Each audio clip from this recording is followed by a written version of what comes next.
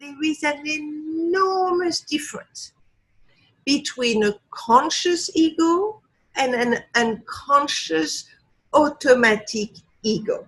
And what needs to be surrendered is the unconscious automatic ego. Surrendering is giving up anything that excludes you from being present to the mystery of life and to gratefulness. And that is what surrendering is. And of course, the main barrier to the experience of grace and gratefulness and to the mystery of life is the ego. All right, so let's first look at what is ego. And ego is really everything you identify with that is not you. For example, you would identify with your job title, with your job, with the amount of money you have, with your weight, with your age. Any identification other than yourself, that's the ego. So let's look at the source of the ego. This life can be seen as a game, right? As a thrilling game. So it seems that the rules of the game we are in right now is that it's got to be totally unpredictable. We have no control. We have total uncertainty. And to really have the thrill of no control, total uncertainty, we forget who we really are at a very young age. And long ago, right, we had to survive the elements, the weather, the animals. We had to go for food. We had to literally survive physically. Okay? So to survive physically, we needed to find some ways of being that will have us stay alive. And we avoided what would kill us. The problem is that for most of us, we do not need to fight for our survival anymore. But we don't know that. Like, it is as if we didn't inform our brain. We still use the same mechanism to avoid danger, run away from danger, or freeze in total shock that we used to use when it was a question of physical survival. Most of us do not have to deal with physical survival right now. But what we survive now, we survive each other. How to avoid danger. Some of you are very scared to speak in public. That tells you the fear you have of other people. What am I surviving? How do I protect myself? Against what? I also want to say that I think it is necessary to have an ego to go through this life. This life is not easy. It is not an easy game. The thrilling game of total lack of control, total uncertainty, and forgetting who we are is not an easy game. You do need an ego, except if you want to be a monk or meditate non-stop, go to an ashram or a temple and just be in silence and meditate, then maybe you don't need an ego, right? But if you want to operate in the world, you do need an ego. And what needs to be surrendered is the unconscious automatic ego. So we're going to talk about that ego. Here's the good news, everybody. We are not born with an ego. Now, why is that the good news? Because if you're not born with an ego, that means that you created your ego. And if you created your ego, you can do something about it. You just need to bring awareness to what you created and then choose to keep what works for you and discard what doesn't work for you, and this time create a conscious, mature ego, or also called an archetype or a character that will serve you in life instead of being in a reaction to what you created in the past unconsciously. So when I talk about unconsciousness, I'm not talking about it in the psychological sense. Unconsciousness is being consciousness without being aware. It's like being a sleepwalker. You know, when you sleepwalk, you can actually even cook and open doors and walk, but you're not aware. That is what the kind of unconsciousness I'm talking about. So to look and start to get what your ego is, right? I want you to look at your life as if it was a play. Your whole life, whatever age you are right now, look as far back as you can remember and look at your life as if it was a theater play or a film or a novel, whatever speaks better for you, right? So the first thing you need to get present to is that you have a genre. I think in English you say you have a genre. So I, for example, had a Greek tragedy. That was my genre. But you can have a romantic comedy, a romance novel, you can have a thriller, you can have a reality show, a musical comedy, a children's story, a fairy tale, a science fiction movie. Just look. What genre, if your life was a play, would your life be? Now, what do you need for a play? You need a main character. Yep, that is you, the main character. What are your main quality? There is a word that will capture the main character in your story. So for me, it was Superwoman. So I was strong and I rescued people and I was a helicopter pilot and I crossed the South Pacific and I'm a horse rider champion and I'm led seminars for 80,000 people and I took care of my family and I took care of people. I mean, you know, that was the main character, this kind of woman that was a bit away from everybody. You know, Superwoman is on a roof alone. So can't say I was very social or I had a lot of friends around or whatever. I was a loner. Superwoman, always to the rescue, and I always found myself in the places where Superwoman was useful. There is two sides. There is a side that has you win at surviving, right? Why does it has you win at surviving and not at being alive? Because you have only one role.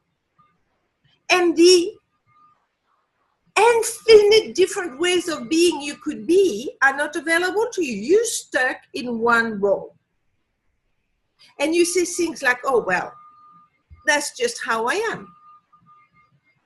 I must be born like that. I take after my grandfather. It must be genetic. No, nobody found a gene that says this one is agreeable or this one is a Superwoman. That is not true. And you developed a muscle so that you could create that main character that will have you survive. Okay, so that main character goes on and on and on and on until you distinguish your ego. Now you need supporting cast. So you need a relationship between the main character and the supporting cast. So the supporting cast, everybody, you can fire at will. Look at your life. Who are you not talking to anymore? Who did you get out of your life? What new people? You know, the supporting cast. But you have a very specific way as a main character to relate to the supporting cast. Well, now we need a script. The main character always reacts to the circumstances of life in a certain way. Underneath those three mechanisms, the main character, the relationship to the supporting cast, and the relationship to life, which is a script, there is a world of pain and hurt and decisions and doubt and self-hate. And that is what has you, that is the bottom of the iceberg. The character, the way the character relates to the supporting cast and the way you relate to the circumstances of life is only the tip of the iceberg. And if you do the work of the deconstruction of the ego, you will get to the source of it all, and you will be able to see that you are fully the originator of it. We have the genre, we have the main character, we have the supporting cast, we have the script. What do you need to give the play? You need a theater. You also created the theater inside of which your play is going to be given. That theater could be called your view of life. You see, we do not see life through as it is. We see life through a view of life. Let me explain to you by giving you an example, right? Imagine right now, somebody knocks on your door and says, you have one week in the most beautiful Caribbean island. You're going by private jet. You're going to be in the private mansion with the person you love the most in the world. It's all paid for. Enjoy. All right. All right. And that is in 1 week. Well, your view of life is in 1 week, I'm in heaven, all paid for. All right. That week before you go, you didn't plan to go. You have so much to organize. Your children, blah, blah, blah. Never mind. Whatever you have to do during that week, because you're looking at in 1 week, I'm in heaven, you are going to be so effective. If you don't sleep for a week, it doesn't matter. And you are happy and excited and active and effective. And yeah, in 1 week, I'm in the Caribbean. All right. So you go to the Caribbean. It's even better than you thought it was.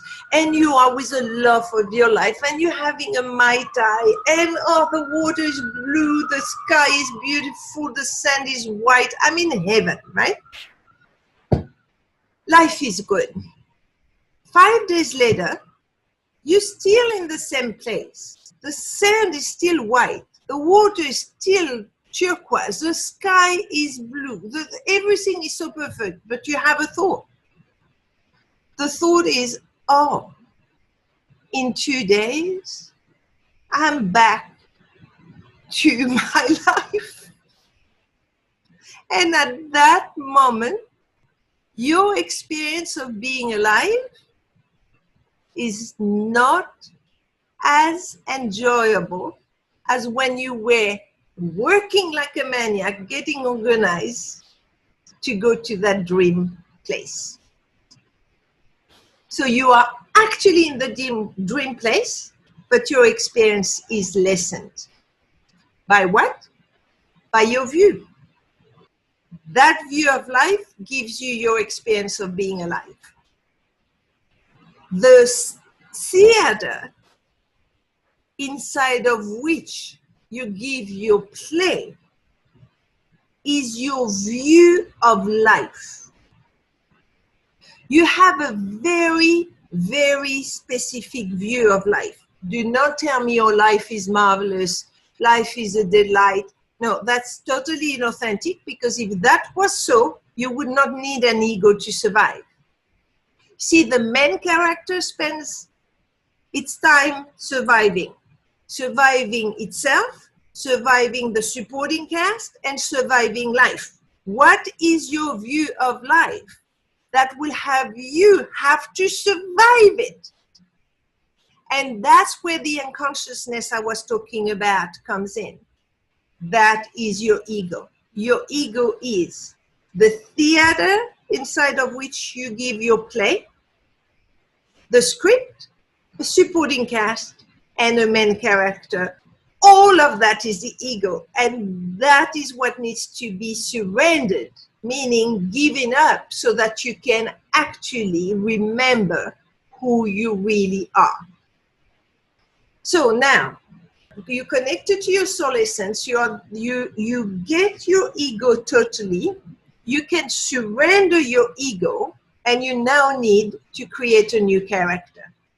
And that new character, mature, conscious, created by someone that is aware and has done the necessary surrendering of the ego, that character is fully aligned with your soul and your soul intention in incarnating you. So your character is here to serve your soul intention.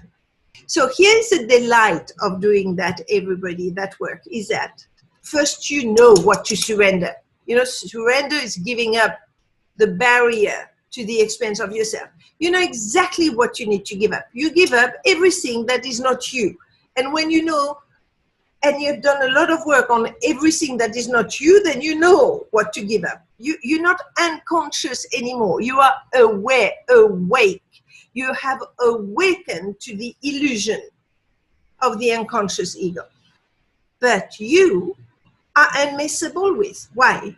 Because you experience your soul essence, your soul intention in incarnating you, and you have your mission.